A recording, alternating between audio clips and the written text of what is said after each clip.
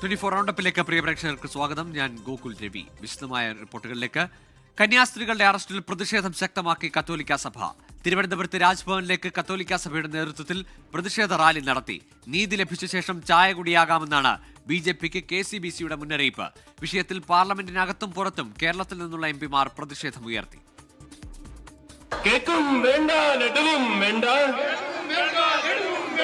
കേക്കും വേണ്ട ലഡുവും വേണ്ട, അരമന കാണാൻ പോരേണ്ടേ. കന്യാസ്ത്രീകളുടെ അറസ്റ്റിൽ കേന്ദ്ര സർക്കാർ ഇതുവരെ നിലപാട് വ്യക്തമാക്കിയിട്ടില്ല. BJPയിലാകട്ടെ വ്യത്യസ്ത നിലപാടുകളും. ഈ സാഹചര്യത്തിലാണ് കത്തോലിക്ക സഭാ നേതൃത്വം നിലപാട് കടുപ്പിക്കുന്നത്. കന്യാസ്ത്രീകളുടെ മേൽ ആരോപിക്കപ്പെട്ടത് ശരിയല്ല, അത് സത്യമല്ല എന്ന് ഇവിടുത്തെ BJPയുടെ പ്രസിഡന്റ് പറഞ്ഞതിനേക്കാൾ കൂടുതൽ നമുക്കെന്ത് പറയാൻ? എങ്കിൽ പിന്നെ എന്തിനാ കൽത്തൂർ വിട്ടയച്ചാൽ പോലെ?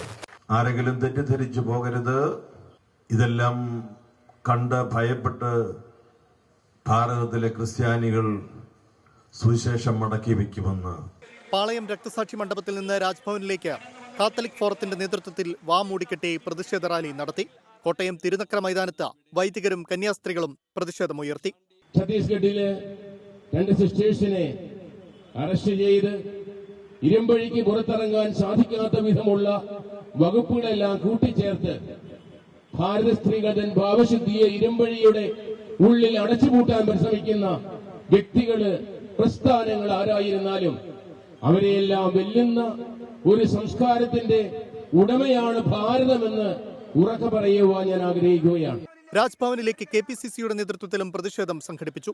വിഷയത്തിൽ പാർലമെന്റിന് മുന്നിൽ പ്രിയങ്ക ഗാന്ധിയുടെ നേതൃത്വത്തിൽ UDF MPമാർ പ്രതിഷേധിച്ചു.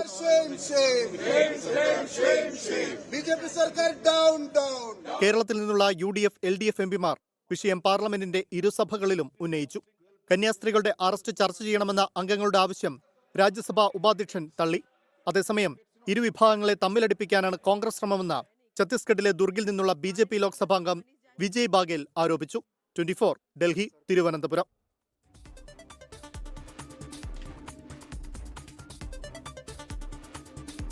ഛത്തീസ്ഗഡിൽ അറസ്റ്റിലായ മലയാളി കന്യാസ്ത്രീകൾ ജയിലിൽ തുടരും. കന്യാസ്ത്രീകളുടെ ജാമ്യാപേക്ഷ ദുർഗിലെ സെഷൻസ് കോടതി പരിഗണിച്ചില്ല. ജാമ്യാപേക്ഷയെ ഛത്തീസ്ഗഡ് സർക്കാർ എതിർത്തു. ജാമ്യം നൽകിയാൽ മതപരിവർത്തനം ആവർത്തിക്കുമെന്നായിരുന്നു പ്രോസിക്യൂഷൻ വാദം. ജാമ്യാപേക്ഷയെ ഛത്തീസ്ഗഡ് സർക്കാർ എതിർത്തില്ലെന്ന BJP കേരള ഘടകത്തിന്റെ വാദം തള്ളുന്നതാണ് ഉത്തരവ്. മനുഷ്യക്കടത്ത് വകുപ്പ് ചുമത്തിയത് NIAയുടെ അന്വേഷണ പരിധിയിൽ വരുന്നതാണെന്ന പ്രോസിക്യൂഷൻ വാദം അംഗീകരിച്ചാണ് കോടതി നടപടി. NIA കോടതിയെ സമീപിക്കാനാണ് കോടതി നിർദ്ദേശം. കന്യാസ്ത്രീകൾക്കെതിരായ ബജ്രംഗൽ വാദത്തെ പിന്തുണച്ചായിരുന്നു കോടതിയിൽ ഛത്തീസ്ഗഡ് സർക്കാരിന്റെ നിലപാട്. ആദിവാസി വിഭാഗത്തിൽപ്പെട്ട കുട്ടികളെ ബന്ധപ്പെട്ട അധികാരികളെ അറിയിക്കാതെ സംസ്ഥാനത്തിന് പുറത്തേക്ക് കൊണ്ടുപോവുകയായിരുന്നുവെന്ന് പ്രോസിക്യൂഷൻ വാദിച്ചു. ഉത്തരവിന് പിന്നാലെ കോടതിക്ക് മുന്നിൽ ബജ്രംഗൽ പ്രവർത്തകർ ആഹ്ലാദ പ്രകടനം നടത്തി.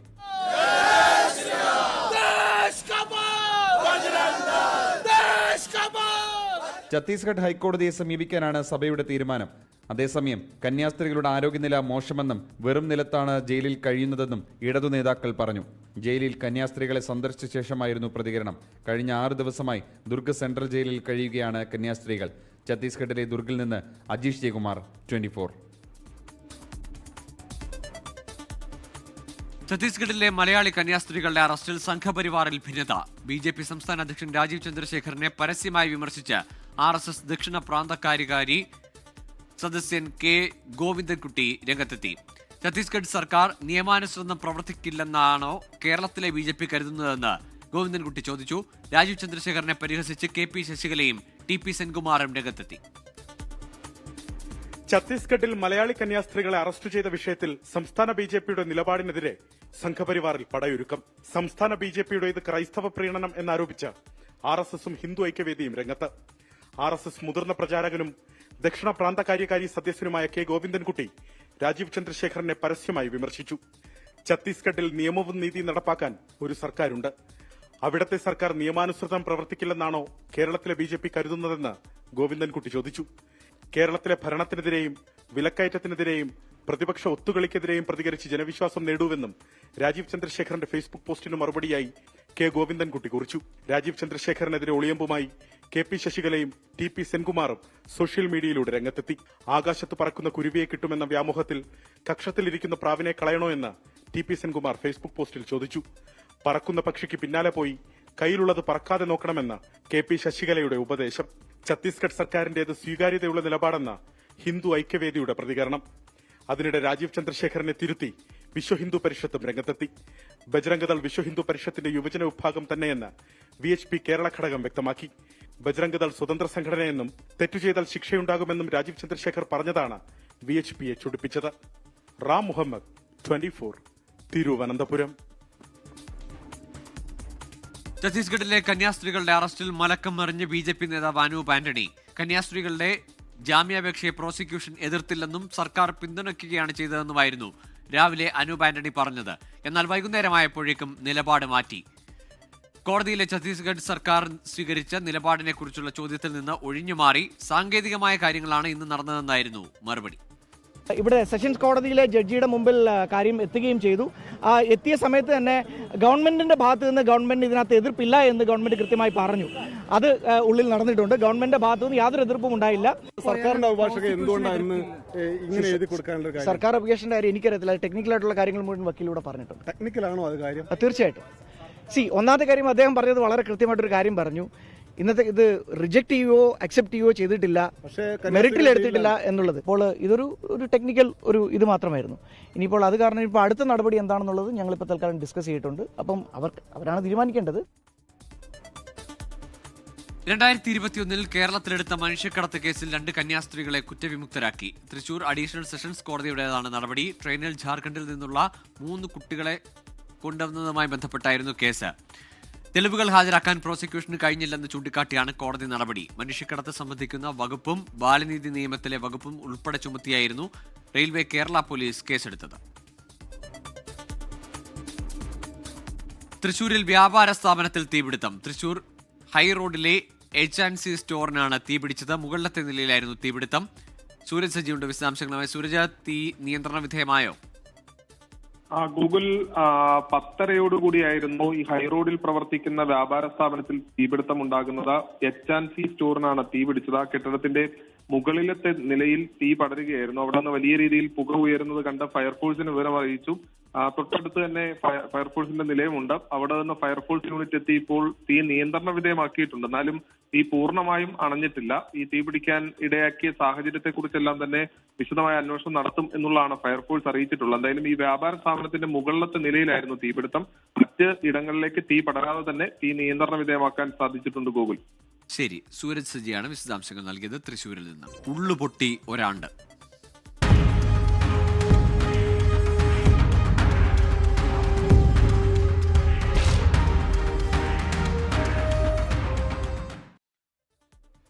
മുണ്ടക്കൈ ചൂരൽമല ഉരുൾപൊട്ടൽ ദുരന്തത്തിൽ ജീവൻ നഷ്ടമായവർക്ക് സംസ്ഥാന സർക്കാരിന്റെ നേതൃത്വത്തിൽ ആദരമർപ്പിച്ചു.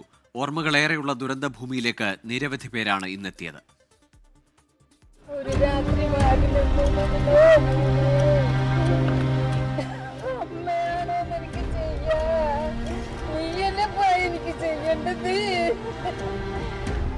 അധ്വാനത്തിന്റെയും സന്തോഷത്തിന്റെയും സ്വപ്നങ്ങളുടെയും ഭൂമിയായിരുന്നു മുണ്ടക്കൈയും ചൂരൽമലയും. ജൂലൈ 30 രാത്രി 1:30 ഈ ഭൂമി ദുരന്ത ചിത്രമായി മാറിയത്. 1-ാം ഓർമ്മദിനത്തിൽ ആ നാട് വീണ്ടും ഒന്നിച്ചു. ജൂലൈ 30 ഹൃദയഭൂമിയിൽ ഏറെ വൈകാരികമായിരുന്നു കാഴ്ചകൾ.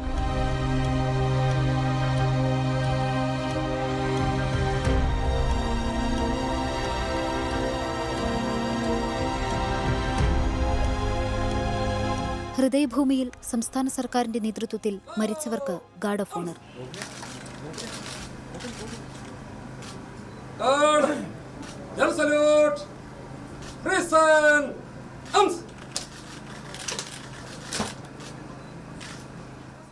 മന്ത്രിമാരുടെയും ജനപ്രതിനിധികളുടെയും മതമേലധ്യക്ഷന്മാരുടെയും നേതൃത്വത്തിൽ പുഷ്പാർച്ചനയും സർവമത പ്രാർത്ഥനയും. നമ്മിൽ നിന്ന് വേർപിരിഞ്ഞു പോയ നമ്മുടെ പ്രിയപ്പെട്ടവരെ നമുക്ക് ഒരു നിമിഷം ഓർക്കാം. അവരെ ദൈവകരങ്ങളിലേക്ക് നമുക്ക് സമർപ്പിക്കാം.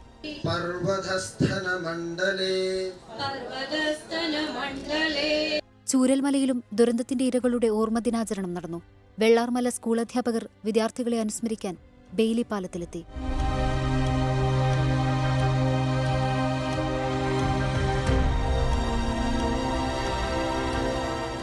ഞങ്ങൾ ആസ്വദിക്കാൻ. പിള്ളേർമലയിൽ അധ്യാപകരെല്ലാം ജോലിയല്ലായിരുന്നു, ടീച്ചിങ് ഒരു ആസ്വാദനമായിരുന്നു. അങ്ങനെ ഇവിടെ വന്നവരാരും പോവില്ല. ഒരു ജീവിതം ആയിരുന്നു ഇവിടെ ജീവിക്കാൻ പറ്റി. മേപ്പാടി MSc ഓഡിറ്റോറിയത്തിലും അനുസ്മരണ സമ്മേളനം നടന്നു. ടീം 24 വയനാട്. നാസ ഇസ്രോ ആദ്യ സംയുക്ത ബഹിരാകാശ ദൗത്യമായ നൈസർ ഉപഗ്രഹം വിജയകരമായി വിക്ഷേപിച്ചു. ഭൗമോപരിതലത്തിന്റെ അതിസൂക്ഷ്മ നിരീക്ഷണം സാധ്യമാക്കുന്ന നൈസർ ഇരട്ട ഫ്രീക്വൻസി റഡാർ സാങ്കേതികവിദ്യ ഉപയോഗിക്കുന്ന ആദ്യ ഉപഗ്രഹമാണ്. 1-0. All L40 engines generating nominal thrust. S139 motor ignited. 5 seconds.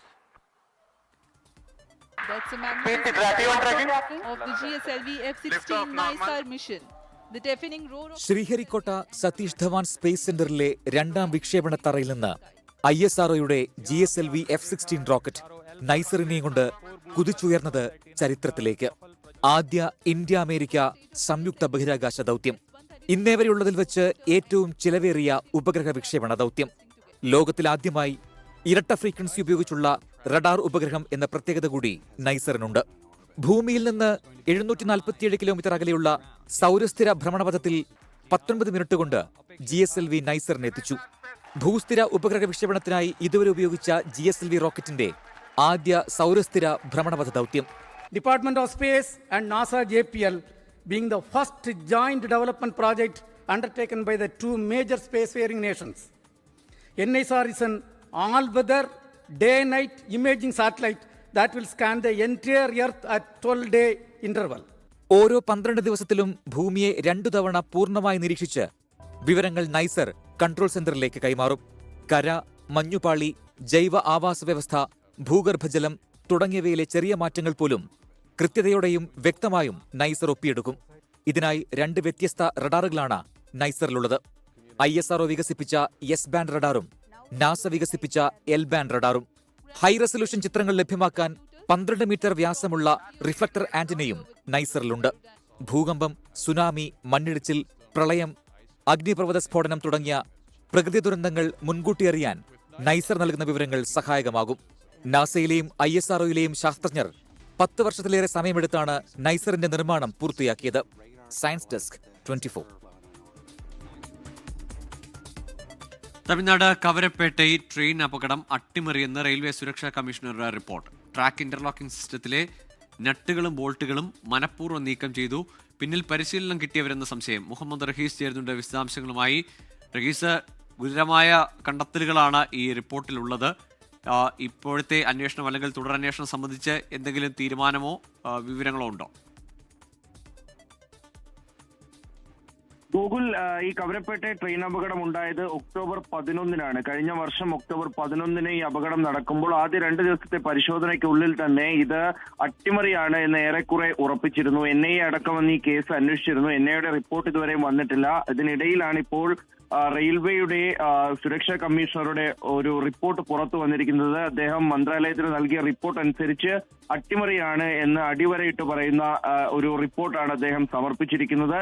അതിൽ ഏറ്റവും പ്രധാനം, ഈ ഒരു അട്ടിമറി നടത്തിയത് ഏറ്റവും അധികം ഈ മേഖലയിൽ പ്രാവീണ്യമുള്ള ഒരാളായിരിക്കും എന്നുകൂടി ഈ റിപ്പോർട്ടിലുണ്ട്. അങ്ങനെ ഒരു കണ്ടെത്തൽ ഉണ്ടായിരിക്കുന്നത് പ്രധാനമായിട്ടും ഈ ഒരു പക്ഷേ റെയിൽവേ ജീവനക്കാർ അല്ലെങ്കിൽ താൽക്കാലിക ജീവനക്കാർ ഇവിടെ ഈ സ്ഥിരമായി ഈ റൂട്ടിൽ വന്നു പോകുന്ന റെയിൽവേയുമായി ഏറ്റവും അധികം അടുത്ത് ബന്ധമുള്ള, ഇതിൽ കൃത്യമായിട്ടുള്ള അറിവുള്ള ആളുകൾ, പ്രായോഗിക അറിവുള്ള ആളുകൾ ആരെങ്കിലും ആയിരിക്കാം ഇതിന് പിന്നിൽ എന്നുകൂടി പറഞ്ഞു വെക്കുമ്പോൾ അതിന്റെ ഗുരുതര സ്വഭാവം അതിന്റെ പാരമ്യത്തിലെത്തുകയാണ്. അത്ര വലിയ ഒരു അട്ടിമറി ശ്രമമാണ് നടന്നിരിക്കുന്നത്.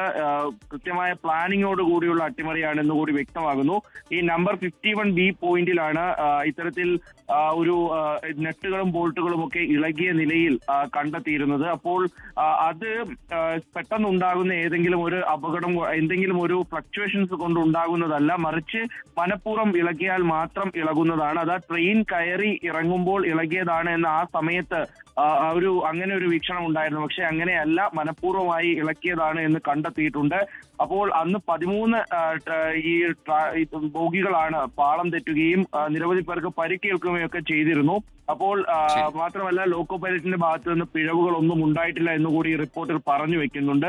അങ്ങനെ പൂർണ്ണമായിട്ടും ഒരു സുരക്ഷാ വീഴ്ച കൂടി പറഞ്ഞു വെക്കുന്ന റിപ്പോർട്ടിൽ മന്ത്രാലയത്തിന് ഒരു മറുപടി കൂടി വന്നിട്ടുണ്ട്. റെയിൽവേ മന്ത്രാലയം പറയുന്നത് ഇന്റേണൽ സർവൈലൻസ് ശക്തമാക്കണം എന്നുള്ളതാണ്. അത് തൊഴിലാളികളെ വീക്ഷിക്കുന്നതിലായാലും ഒക്കെയും ആ സർവൈലൻസ് ശക്തമാക്കണമെന്ന് പറയുന്നു. ഒപ്പം തന്നെ ഈ ലോക്കോ പൈലറ്റ് ആയിട്ടുള്ള ജി സുബ്രഹ്മണ്യക്ക് അതിവിശിഷ്ട റെയിൽ സേവാ പുരസ്കാരത്തിനുള്ള ശുപാർശ നൽകുമെന്ന് കൂടി പറഞ്ഞിരിക്കുകയാണ്.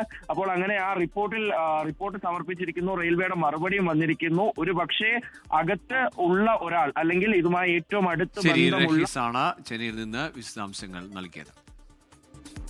വിഖ്യാത ചലച്ചിത്രകാരൻ ഭരതന്റെ ഓർമ്മദിനമാണിന്ന്. മലയാള സിനിമയ്ക്ക് പുതിയ ദിശാബോധം നൽകിയ സംവിധായകൻ, മധ്യവർത്തി സിനിമകളുടെ തുടക്കക്കാരൻ, അതിലെല്ലാം ഉപരി ജീവിതഗന്ധിയായ മനോഹരങ്ങളായ കുറെ സിനിമകളുടെ അമരക്കാരൻ. 1998 ജൂലൈ 30 ഭരതൻ നമ്മെ വിട്ടുപിരിഞ്ഞത്. അദ്ദേഹത്തിന്റെ ചലച്ചിത്ര ജീവിതത്തിലൂടെ ഒരു ഓർമ്മയാത്ര. കൂപ്പിൽ ഞങ്ങളുടെയൊക്കെ സ്വന്തമായിരുന്ന ഒരു കണാരേട്ടനുണ്ടായിരുന്നു. ഒരു തെറ്റിദ്ധാരണയുടെ പേരിൽ ഒഥല്ലോ ഡെസ്റ്റിമോണയെ കഴുത്ത് ഞെരിച്ചു കൊന്നു. പപ്പു വരണം. വേണ്ട പപ്പു വരണം. കാൽ നൂറ്റാണ്ടുകാലത്തെ ഭരതന്റെ ചലച്ചിത്ര ജീവിതത്തിൽ 40 സിനിമകൾ. തിരക്കഥാകൃത്ത്, ചിത്ര സംയോജകൻ, ഗാനരചയിതാവ്, സംഗീത സംവിധായകൻ, കലാസംവിധായകൻ തുടങ്ങി സിനിമയുടെ സർവ്വ മേഖലകളിലും കഴിവ് തെളിയിച്ച അസാമാന്യ പ്രതിഭ. നാം ആവോളം ആസ്വദിച്ച, അനുഭവിച്ചറിഞ്ഞ ഭരതൻ ടച്ച്.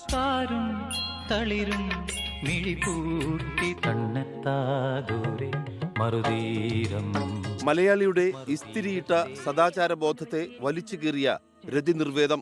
പത്മരാജനൊപ്പം തകര, പ്രയാണം ഉൾപ്പെടെ പിന്നെയും കുറെ ചിത്രങ്ങൾ. MT-ക്കൊപ്പം വൈശാലിയും താഴ്വാരവും. ജോൺ പോൾ, ലോഹിതദാസ്, ഉറൂബിന്റെയും കാക്കനാടന്റെയും തിക്കോടിന്റെയും സാഹിത്യകൃതികൾ. ഭരതന് നന്നായി അറിയാമായിരുന്നു എന്ത് എങ്ങനെ നൽകണമെന്ന്. കഞ്ഞിയും കറിയും വെച്ച് തരാൻ ഒരു പെണ്ണെ നോക്കി നടക്കുമായിരുന്നു ഞാൻ. എന്താ അങ്ങനെ ഇപ്പൊ സൂയിക്കണ്ട, ഇങ്ങോട്ട് നടക്ക. വടക്കാഞ്ചേരിക്കടുത്ത് എങ്കക്കാട് സ്വദേശി. സംവിധായകൻ PN മേനോന്റെ അനന്തരവൻ. ജീവിത സഖിയാക്കിയത് അനുഗ്രഹീത കലാകാരി KPSC ലളിതയെ. പറഞ്ഞു തീരാത്ത ദേവരാഗ കഥകളുടെ ഭരതൻ സ്പർശം നമുക്ക് നഷ്ടപ്പെട്ടിട്ട് ഇന്നേക്ക് 27 വർഷം. നിയമപ്രകാരം ഞാൻ വിവാഹം കഴിച്ചതാണ് നിങ്ങളുടെ മകളെ. ആ ബന്ധം നിലവിൽ നിൽക്കെ എങ്ങനെ അവൾക്കൊരു പുതിയ ഭർത്താവുണ്ടായി?